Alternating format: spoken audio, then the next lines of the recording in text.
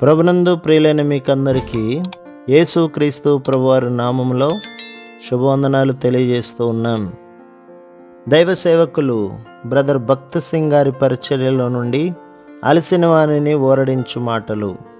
జనవరి 16. కార్యములు అల్పములై ఉన్న కాలమును తృణీకరించిన వాడెవడు? జకర్యా గ్రంథం 4వ అధ్యాయం 10వ వచనం. గాదు అనగా అదృష్టం. ఒక గుంపు లేక సైన్యం వచ్చును. ఆదికాండం 30వ అధ్యాయం 11వ వచనం. గాదు తన తల్లి అయిన జిల్పాకు మొదటి కుమారుడు, కానీ అతనిని ఒక గుంపు వెంబడించుచున్నదని లేయా నమ్మెను. ఆమె చిన్నదిగా కనబడుచున్న దానిలో కొంత గొప్పదానిని చూడగలిగెను. మనం కూడా స్వల్పమైన ఆరంభముల తర్వాత ఊహించని గొప్ప కార్యములు జరుగునని నిరీక్షించుటకు నేర్చుకొనవలెను. ఉదాహరణకు యోహాను సువార్త 4వ అధ్యాయం 2వ వచనంలో యేసుక్రీస్తు ప్రభు యూదయ దేశము విడిచి గలిలయ దేశమునకు తిరిగి వెళ్ళినట్టు చదువుదాం. గలిలయకు 2 మార్గములు కలవు. ఒకటి సమరయ మార్గం, మరొకటి కర్మేలు కొండ మార్గం. యూదులు ఎన్నడూనూ సమరయ ద్వారా వెళ్ళరు.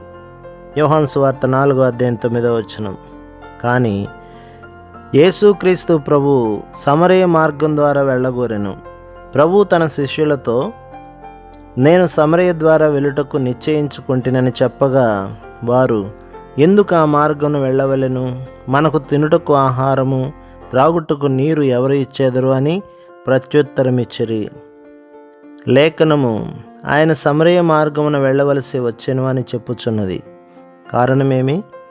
ఆయన ఒక్క స్త్రీ నిమిత్తం అక్కడకు వెళ్ళెను, మరియు సమరయ అంతయు కదిలించబడిను. ఒక్క ఆత్మ ద్వారా ఆయన ఆ దేశమంతటిని సంపాదించెను. యోహాను సువార్త 4వ అధ్యాయం 39వ వచనం. అపోస్తల కార్యములు 8వ అధ్యాయం 5 నుండి 8వ వచనం వరకు. ప్రభు పెద్ద గుంపుల ద్వారా పనిచేయునని మనము తలంచెదము. అది దేవుని పద్ధతి కాదు. ఆయన చిన్నవాటి ద్వారా గొప్ప కార్యములు చేయును.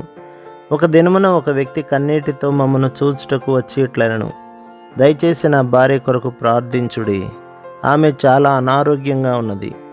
అతడు హైందవుడు. మేము అతన్ని చూచుటకు వెళ్ళి ఒక చిన్న వర్తమానమిచ్చి ప్రార్థించి తిరిగి వచ్చితిమి. ప్రభు ఆ స్త్రీని స్వస్థపరిచెను, మరియు ఆమె భర్త ద్వారా అనేకులు ప్రభు చెంతకు వచ్చిరి. మరొక సందర్భంలో మద్రాసులో ఒక స్త్రీ నన్ను చూచుటకు వచ్చెను. ఆమె నాతో ఇట్లు చెప్పెను, నా భర్త చాలా అనారోగ్యంతో హాస్పిటల్లో ఉన్నాడు, దయచేసి అతని కొరకు ప్రార్థించుడి. వైద్యులు అతన్ని బాగు చేయలేకపోవచ్చున్నారు. మేము వారితో కొద్ది నిమిషాలు మాత్రమే ప్రార్థనలో గడిపి ఒక చిన్న వర్తమానం ఇచ్చి తిరిగి వచ్చితిమి.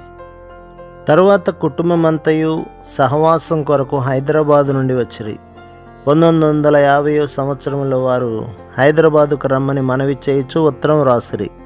అలాగున గొప్ప సంగతుల ద్వారా కాదు కానీ ఒక చిన్న సంగతి ద్వారా ప్రభు ఆ నగరంలో పనిచేయనారంభించెను. మనము గాదు నుండి నేర్చుకునదగినది అదే. ప్రభు మిమ్మును, మీ కుటుంబములను, మీ సంఘములను దీవించి ఆశీర్వదించునుగాక. ఆమేన్.